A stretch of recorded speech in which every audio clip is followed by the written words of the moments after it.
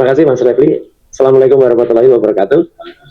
Selamat, ini nggak malam lagi, pagi nih Pak Ugro, Mas Gafur, dan juga semuanya. Ya, pertama-tama saya juga turut mengaturkan selamat tahun baru Muharram, ya.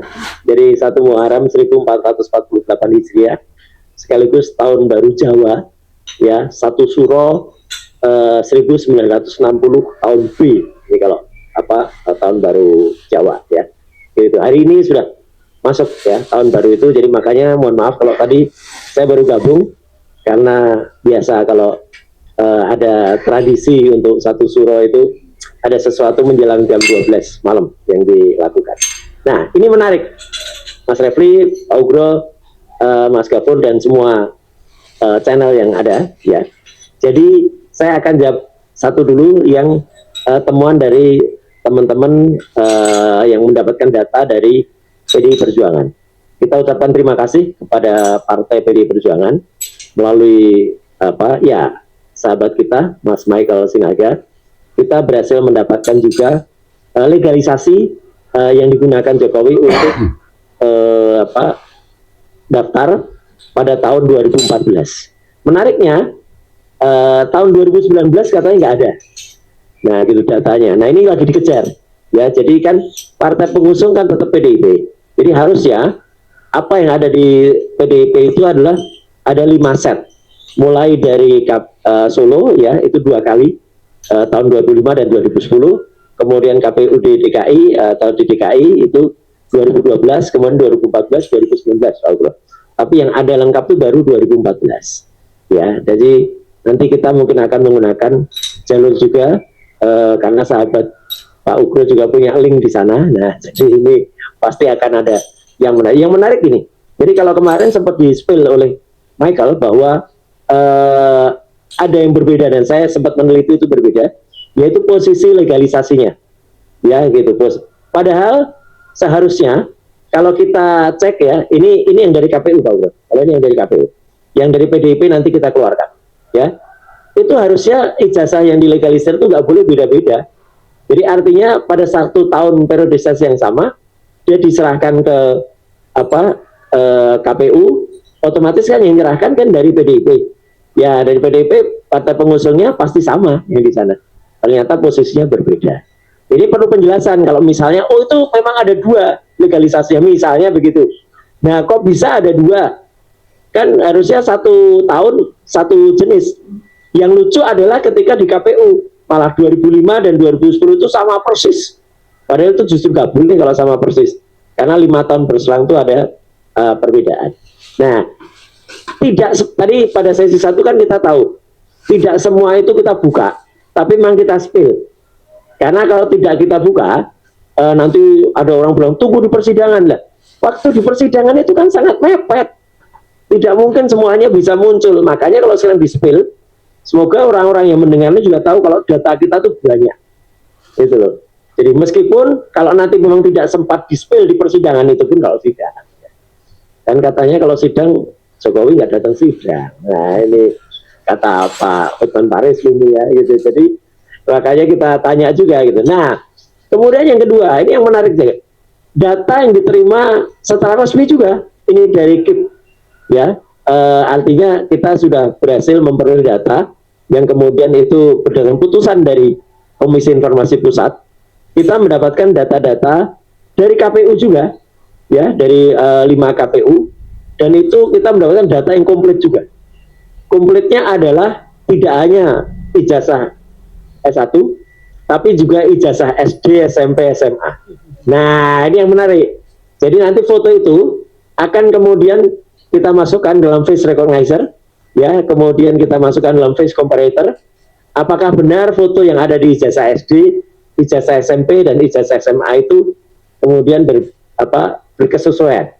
Karena benar kalau teman-teman sudah dengar, Mas Refli, ijazahnya kok gondrong. Kemudian foto di ijazah SMA yang gondrong itu tampak miring, tidak pas betul dengan formatnya. Kemudian seperti ada kotak di belakangnya. Itu harus kita tes juga. Kemudian ijazah SMA-nya, ya, yang katanya waktu itu Egi katanya ngecek ijazah mempermasalahkan. Nah, kita juga sudah punya temuan gitu, kenapa kebetulan nih Pak Ugro, Mas Refli dan juga Mas Gafur dan semuanya. Iya, ini kayak ada garis ya, kayak ada sudah. Kebetulan almarhumah ibu saya, Pak Ugro, itu dulu guru SMPP Negeri 10 Jogja. Nah, yang disebut Jokowi ini kan SMPP Negeri 40 Solo. Nah, dulu saya mengerti betul karena saya sering jemput almarhumah ibu. Itu tahun sebelum SMPP Negeri 10 berganti menjadi SMA 8. Itu bahkan pada tahun-tahun mau pergantiannya, itu nama sekolah penggantinya itu belum jelas SMA apa. Baru 2 tahun kemudian mendekati 1 itu baru jelas. Padahal awalnya SMPP Negeri 10 Jogja yang sempat menjadi sekolahnya Mas Andi Malarangan ketika jadi SMA 8. Itu berarti Andi Malarangan murid almarhumah ibu saya. Oh. Ya. Kemudian setelah itu Mas Roy dan Andi Malarangan. Iya, jadi lucu. Almarhumah ibu itu kalau manggil Andi Malarangan itu rengang-rengang. Ya, rengang-rengang itu bahasa Jawa. Nah, akhirnya anaknya menggantikan Andi Malarangan. Iya. Lucunya begini, Pak Ugo, bahwa dan Mas Gafur, Mas Refli, saya ngerti betul kalau sebelum itu ganti, almarhumah ibu itu sempat resah, wah ini sekolahnya mau ganti nama. Dulu awalnya sekolah itu mau ganti menjadi SMA 7. Karena urutan sekolah di Jogja itu ada SMA 1, ya, itu SMA 1 itu dari AMSA, Algemene Middelbare School A, SMA 2 itu juga dari SMA yang A ya Belanda. Kemudian SMA 3 dan SMA 4 itu dari Algemene Middelbare School AMSB, atau AMSB itu yang fakta yang eksak. Kemudian yang ada C itu SMA 5, SMA 6. Itu 6 sekolah pertama yang ada di Jogja untuk SMA. Kemudian muncul SMA yang tiba-tiba jadi SMA 7. Itu menyisip menggantikan yang tadinya SMPP itu mau jadi SMA 7, akhirnya tiba-tiba ada SMA lain menjadi SMA 7. Nah, jadi malah bagus. SMPP, Sekolah Menengah Pembangunan Persiapan itu jadi SMA 8. Tapi berganti nama menjadi SMA 8 itu baru setahun, 2 tahun baru tahu, oh ini gantinya jadinya SMA 8. Nah, yang menarik, di ijazah SMA-nya Pak Jokowi, Pak Ugro, Mas Refli dan juga Mas Gawi, itu capnya, yang itu cap tahun 80 lulusnya Jokowi, 5 tahun sebelum itu ganti menjadi SMA 6, capnya malah sudah SMPP, kemudian tertulis dalam kurung SMA 6. Nah, 5 tahun sebelumnya sudah tahu itu mau jadi SMA 6. Kok bisa? Ini jadi pertanyaan. Makanya saya kalau kemudian mengira, saya ingat betul karena saya dulu sering sekali menyebut almarhumahku saya, dan kepala sekolahnya dulu namanya Pak Solihin, ya, kemudian ibu, kemudian bahkan saya dulu sering di sekolah ini baik gitu, sekolah SMA. Akhirnya saya sekolahnya di SMA 3 Fatmanaba, tidak di situ. Tapi saya mengerti betul SMA 8 itu secara mendalam, bahkan nama keluarga siswanya itu namanya Paksi, ya, Paksi itu burung, Paksi, ya, dan ya cukup dekat lah. Saya mengerti betul lah tentang SMA 8 itu. Jadi kaget juga almarhumah ibu, loh, kok gantinya jadinya SMA 8. Dan itu baru sekitar setahun sebelumnya baru tahu kalau ganti. Makanya agak aneh kalau SMA PP Negeri 40 Surakarta 5 tahun sebelumnya itu sudah tahu dicapnya itu SMA-nya 6. Gitu. Jadi kalau legalisasinya sekarang capnya itu SMA 6 dalam kurung SMPP itu masuk akal. Ya.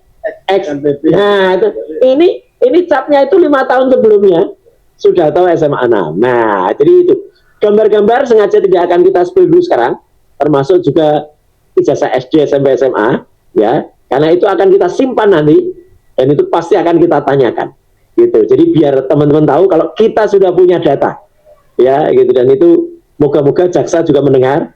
Jadi jaksa semakin, waduh, ini ada apa lagi nih? Ya, gitu. Itu Pak Refli. Sebentar Mas Roy. Ya.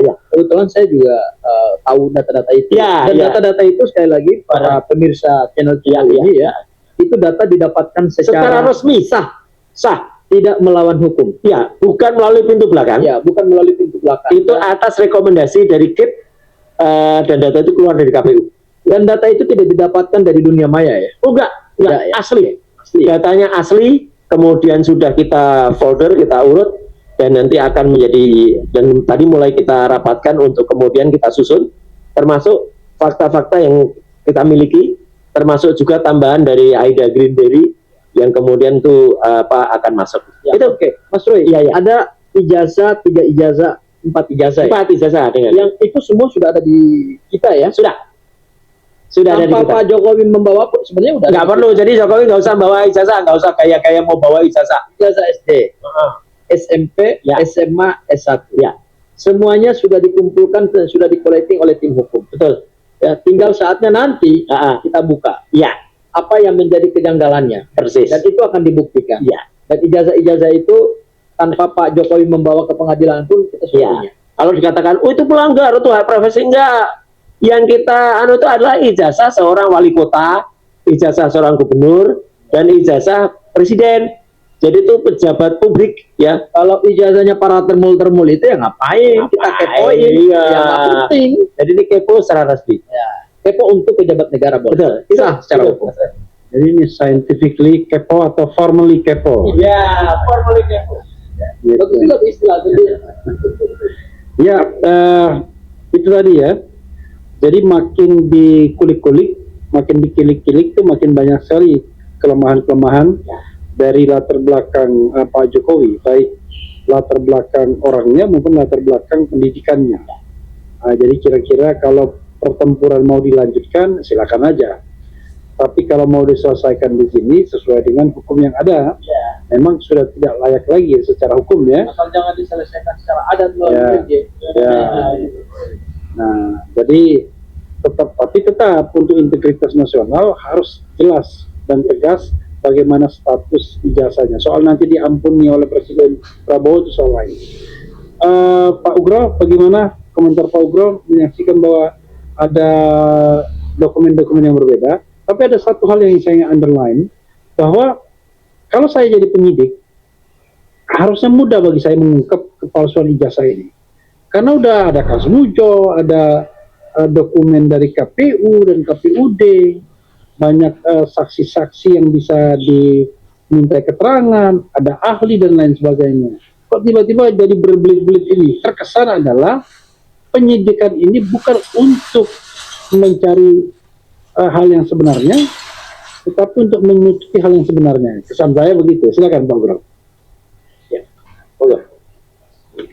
Jadi temuan baru yang berkaitan dengan ijazah ini sebetulnya menarik perhatian bagi seorang penyelidik atau penyidik, Mas.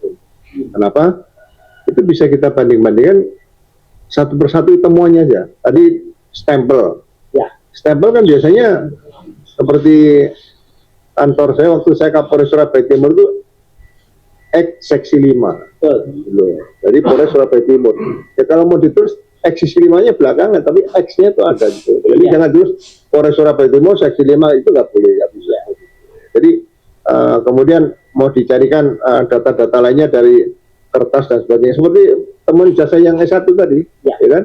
Jadi mudah-mudahan ini menarik bagi kita semuanya, dan saya juga nanti akan mencoba kalau bisa dapat, akan saya analisa dengan kemampuan saya untuk memeriksa dokumen kaitan dengan dokumen palsu tadi. Ya, seperti itu. Jadi mudah-mudahan ini akan memberikan dukungan penuh pada jaksa peneliti kalau memang masih mendengar ini, ya, akan menambah keraguan-keraguan jaksa peneliti, bukan keyakinan seperti itu, sehingga karena jaksa nanti punya tanggung jawab untuk membuktikan dakwaan yang ditujukan pada terdakwa tadi. Ya. Jadi sekali lagi terima kasih pada PDI Perjuangan ya telah memberikan dokumen-dokumen lengkap 5 tahun sebelumnya. Ya, dan ini kenapa bisa diserahkan semuanya ke partai pengusung ya, SD, SMP, SMA. Kalau yang partai pengusung bukan yang SD, SMP, SMA. Yang kita dapat itu yang di KPU. Oh, makanya kenapa diserahkan semua ke KPU nih? Nah, harusnya tidak S1 atau ya. SMA saja kan? Iya, tapi SD minta Pak, SD, SMP. Semuanya ada? Iya. Oh. Karena ya ada. Oh, berarti tidak ada alasan untuk melarikan diri ya? Nah, iya. SMP. Iya, SMP dalam kurung SMA 6. Ya kalau sudah SMP udah jadi SMA 6 ngapain pakai SMP lagi? Ya makanya, dan ini 5 tahun sebelumnya, tahun 80. Oh, kenapa iya, sudah tahu 5 tahun sebelumnya? Sudah menentukan ya? Iya. Sudah inden. Sudah inden. Oh iya. Lain nanti bisa ditelusuri. Ya. Kira-kira yang nulis ini siapa? Betul. Keburu-buru nulis atau memang lupa nulis? Gitu. Nah, iya. Itu saja Mas. Fotonya ini juga tempel Pak, miring, dan ini nabrak garis. Iya ada. Ya nanti Bapak juga akan lebih tahu. Iya. Menarik nih. Ya. Jadi ini masuk dokpol, dokumentasi kepolisian. Iya. Bukan dokter kepolisian. Iya. Iya. Ya, yang menjadi permasalahan itu adalah memang sekarang udah pukul hampir jam 2 dan udah mulai ngantuk. Jadi berat sobat semuanya ya untuk kelihatan sudah bergelimpangan tuh. Tapi Bang Refli saya mau tambahkan dari sisi dokumen ya. Mas Roy, izin saya tambahkan lagi dari sisi dokumen ya. Kami memang tidak ingin spill semuanya dan kami tidak akan tunjukkan, tapi kami ingin memperlihatkan bukti-bukti atau ingin menyampaikan bukti-bukti apa aja yang kita miliki. Ya. Ada satu bukti lagi Mas Roy yang cukup krusial. Ya. Dari daftar bukti yang diserahkan oleh KPU kepada Bung Jowi ya. Ya. Bongkar ijazah Jokowi. Yaitu apa? Yaitu daftar nilai dari UGM yang daftar nilai itu tidak memperlihatkan Pak Jokowi lulusan sarjana. Berhenti di sarjana muda. Berhenti di jumlah SKS yang bukan program sarjana. Kalau saya misalnya Mas Roy ya, kita nih ya, Bang Refli juga ini alumni UGM, ini alumni Akabri Kepolisian, ini alumni UI, ini sama-sama alumni. Kalau kita S1 kan minimal 144 SKS. Iya. Ya Mas Roy ya. Nah, betul ya, 144. Betul. Iya, 148 saya dulu. Kalau saya sekitar 150 sekian Mas Roy. Ternyata Bang Refli, daftar nilai ijazah, daftar nilai Pak Jokowi, mohon maaf, yang disita dari UGM itu tidak menunjukkan bahwa Pak Jokowi program sarjana. Jumlah SKS-nya nggak nyampe. Menjadi pertanyaan, di mana dokumen itu? Masa terima ijazah sarjana, tapi nggak menerima daftar nilai program sarjana? Itu juga menjadi kejanggalan ya Mas Roy ya. Nanti banyak sekali.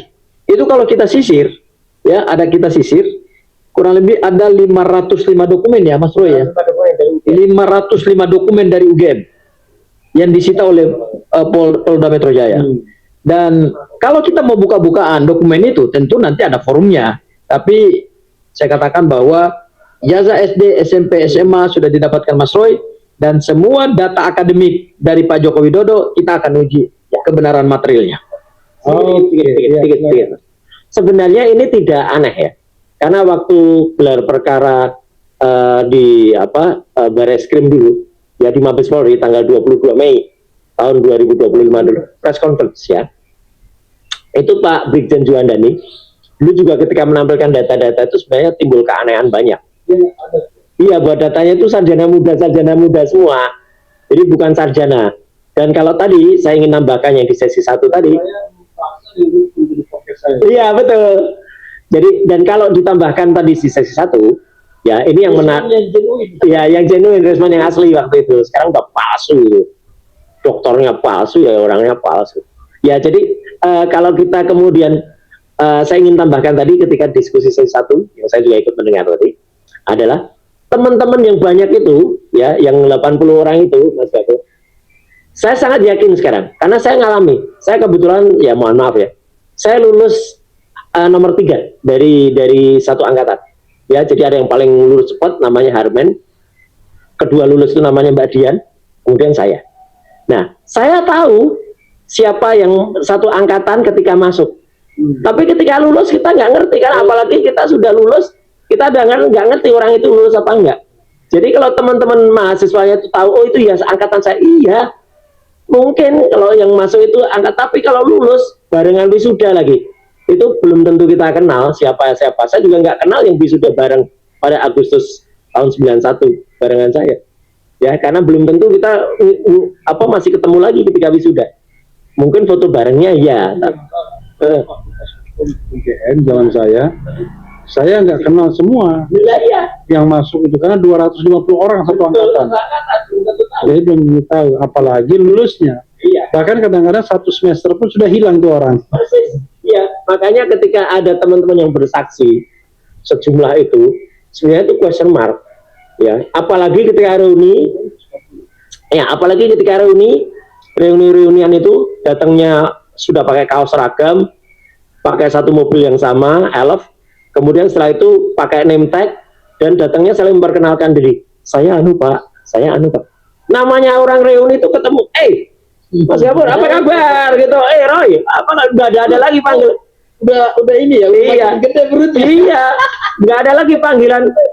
Bapak pakai gini tuh nggak ada. Namanya reuni tuh gablok-gablok kan nggak ada lagi yang kemudian tanya lagi, Pak Menteri gitu, nggak ada.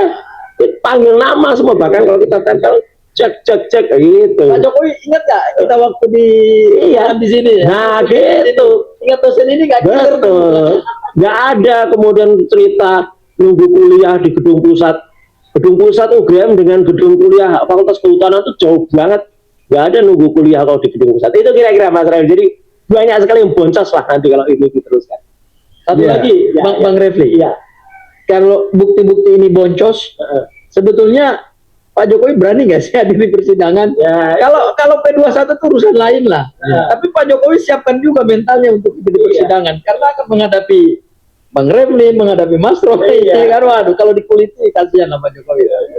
Dan begini, juga kira-kira hakim begitu ya, jaksa itu mau bersikap independen nggak gitu ya kan? Sehingga yang dicari adalah kebenaran material, bukan kemudian sekedar apa istilahnya menggelar persidangan, kemudian dicari win-win solution, ya kan? Dihukum ringan, tetapi tidak jelas barang itu kan? Padahal Pak Ugor tadi sudah mengatakan barang itu harus jelas. Karena itu Pak Ugor kita kasih lagi barangnya. silakan Bapak. Pendapatnya. Jadi makin malam makin menarik untuk menganalisa dokumen-dokumen, bukti-bukti yang berkaitan dengan Pak Jokowi ini. Jadi terbuka sendiri lama-lama, dari KIP terbuka, ya, kemudian dari partai pengusung juga terbuka, dari UGM terbuka. Sekarang yang mau minta dibuka lagi yang mana Pak Jokowi ini kan kasihan juga nih. Ini terbuka sendiri loh ini, ya kan? Jadi tidak diminta buka sendiri. Jadi mudah-mudahan jaksa peneliti bagi saya kaitan penegakan hukum lah, berdasarkan pasal berapa 58 sampai 662 ya tentang berkas perkara dari penyidik ke penuntut ini ya, saya berharap jaksa harus benar-benar independen ya kan, dan banyak menemukan ini. Kalau dokumen ini kita kirimkan ke kejaksaan tinggi ya untuk memberikan masukan juga, ini sangat baik juga supaya jaksa nanti bisa nanya kepada penyidik seperti itu, melengkapi lagi seperti itu ya. Jadi sekali lagi mudah-mudahan hal ini bisa menambah jelas bahwa untuk menjadi kepala daerah, untuk menjadi presiden itu jangan lagi main-main dengan ijazah ya. Apalagi yang merasa ijazahnya tidak benar, lebih bagus sejak awal mengundurkan diri ya kan, daripada nanti dimundurkan seperti itu. Itu saja, terima kasih Mas. Siap. Terima kasih Pak Ugor. Silakan Pak Ugor. Ya, apalagi kalau kita cari spekulasi, sangat mungkin ada mahasiswa UGM yang bernama Joko Widodo yang berasal dari SMA 6 Yogyakarta, yang rambutnya panjang, yang berkumis, yang berkacamata, yang belah tengah. Tetapi itu dari SMA 6 Yogyakarta, bukan SMPP 40 Surakarta atau yang mengaku sebagai SMA 6 Surakarta. Jangan dimirip-miripkan kan. Nah, jadi ini kan lebih menguak lagi, orang bisa shock, surprise. Oh ternyata Joko Widodo ada, tapi cuma sarjana muda, mungkin begitu kan? Tetapi bukan Joko Widodo yang kita kenal sebagai presiden, jangan-jangan begitu. Tapi kita simpanlah itu ya, untuk kemudian nanti kita akan panggil orang-orang yang memiliki data itu. Ada Bon Jovi, ada Bonatua, Silalahi, dan lain sebagainya yang pasti harus diperiksa. Karena mereka orang-orang yang sudah mendapatkan dokumen-dokumen dari Jokowi ya, bukan dari Jokowi, dokumen-dokumen Jokowi dari setelah mereka memenangkan sidang di KIP, Komisi Informasi Publik. Itu saja. Ada mau closing statement? Saya ada tambahan sedikit lagi Bang Refli. Jadi kalau kita kuliti semua bukti-bukti, ini tentu makin menarik loh. Jadi ternyata kejanggalan itu bukan hanya di ijazah, tapi di dokumen-dokumen pendukungnya pun banyak sekali kejanggalan. Ya, saya spill satu lagi Mas Roy. Soal CV Pak Jokowi aja.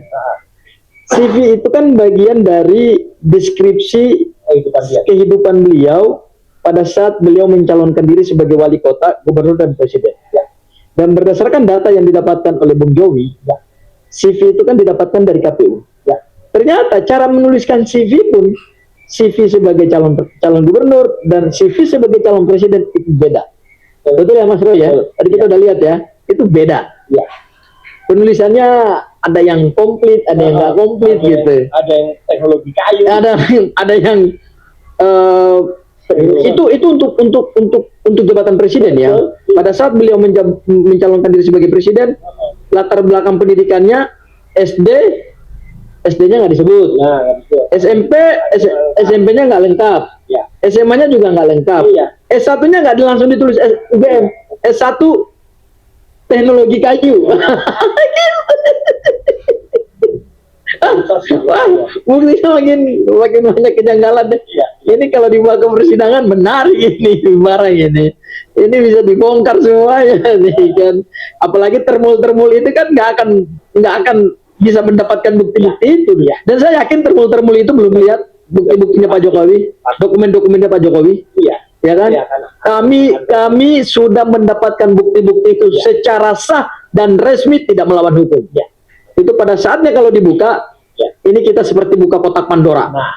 Dan akan terlihat, oh ternyata barang itu seperti ini loh. Kayak gitu aja Mas Rai. Oke, closing statement dari saya, Mas Refli dan Pak Ugro. Jadi kalau daripada membuka kotak Pandora, para termul akan pusing Pak, akan boncos ya. Kita buka kaos saja. Nah, silakan minum obat ini ya, gitu biar pusing, obat pusing. Ya, Parahmen. Dokumennya itu Parahmen. Ini bukan obat, ini Parahmen. Artinya terlalu parah Pak. Itu dokumennya itu terlalu parah. Itu closing dari saya di malam tahun baru ini. Pak Ugro ada closing statement? Makanya ini isi biodata atau riwayat hidup ya. Saya merasakan sendiri waktu masuk Akabri itu ngisi biodata itu benar-benar berhitung pakai jari seperti berhitung anak SD itu.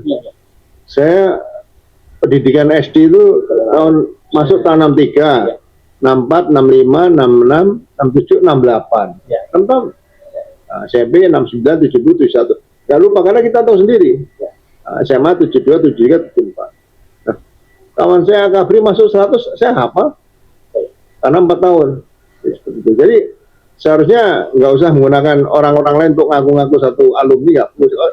Yang alumni yang paling dikenal saja udah cukup bagi saya. Jadi sekali lagi memori kita, memori manusia kan terbatas. Untuk mengingat-ingat siapa kawan dekat kita, terus siapa, bagaimana sekolah kita, kapan kita sekolah, kapan kita lulus, itu pasti apa ya. Mudah-mudahan nanti dokumen-dokumen ini mempelajarinya plus riwayat hidup tadi ya, atau biodata bisa kita jadikan patokan apakah pengisian ini dilakukan dengan sempurna atau coba mengingat-ingat ya. Tahunnya pasti ada yang salah kalau di situ. Itu saja Mas. Ya, setuju Pak Ugro, tambahin sedikit, paling sedikit Mas Refli sebelum tidur ya, gitu. Karena Mas Refli kayaknya sudah mau tidur. Ya gitu, kayak ini kita. Jadi memang parah betul apa yang dikatakan apa Mas Gafur tadi betul. Karena penulisan SD SMP di beberapa data itu, Pak Ugro, itu sama sekali ngaco. Ada yang SD-nya dituliskan masuk, enggak ada yang dituliskan masuk dan keluarnya kapan. Ada yang dituliskan tahun masuknya, ada tahun keluarnya. Padahal kita tahu pada tahun-tahun itu, saya ingat tahun 79, itu ada perpanjangan setengah tahun. Ketika sekolah perubahan, awalnya kita Januari, kemudian kita mundur jadi Juli. Mas Gafur nggak ngalami ya? Enggak. Saya ngalami kelas 5 SD. Jokowi seharusnya ngalami SMP. Dan itu kalau nggak sinkron ya berarti memang pada biodata itu memang banyak sekali kesalahan. Tapi gini Mas Roy, Parahmen gitu. nanti ada yang ngomong begini, itu kan yang ngisikan adalah tim suksesnya. Iya sebenarnya Mas Roy, CV ini bukan untuk jadi calon ketua RT atau untuk jadi calon ketua organisasi Karang Taruna. Ini menjadi calon presiden Republik Indonesia. Nggak boleh sembarangan. Tim yang diikutkan di situ juga pasti tim-tim yang profesional. Iya. Bukan merekrut orang seperti dari jalan kemudian mau jadi tim sukses. Itu orang-orang pendidikannya doktor, pendidikannya profesor, pendidikannya magister, pendidikannya sarjana. Ya kan, ini mengantarkan orang untuk mendapatkan jabatan tertinggi di Republik. Masa cara mengisinya seperti kita mau jadi ketua Karang Taruna atau ketua RT RW, itu saja kan tidak logis gitu. Ya. Jadi jangan kita mau membela sesuatu yang kepalsuan dengan membuat narasi-narasi yang tidak logis. Ya, ini negara besar. Ini orang mau menjadi calon presiden akan tercatat dalam sejarah bangsa. Gitu. Masa cara mengisi dokumen CV-nya aja berantakan gitu. Ya, itu aja menunjukkan bahwa ya kalau janggal gitu. Oke, saya akan akhiri dengan pantun, tapi saya belum bikin pantunnya.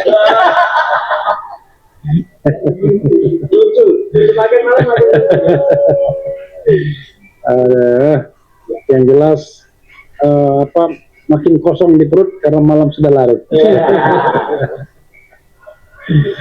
Dan ada tikus curut. Dan munculnya berurut dia. Ya, saudara sekalian, itu saja. Mudah-mudahan ini makin menggentarkan para termul. Kalau tidak gentar tidak apa-apa juga. Kalau biasanya mereka menolak kebenaran. Tujuannya sama, dia nolak, kita nolak kebenaran. Kita juga menudingnya sama, menolak kebenaran. Tapi kebenaran itu pasti cuma satu. Nggak mungkin lebih dari satu. Karena itu kita pastikan bahwa satu-satunya adalah ya di sini. Jadi karena kalau kita tidak yakin benar, nggak mungkin kita maju terus tuh, ya kan. Tapi sekali lagi, karena yang mau ditegakkan adalah hukum, ya hal-hal yang keliru tetap kita koreksi, baik formil maupun material. Itu saja. Wassalamualaikum warahmatullahi wabarakatuh. Waalaikumsalam.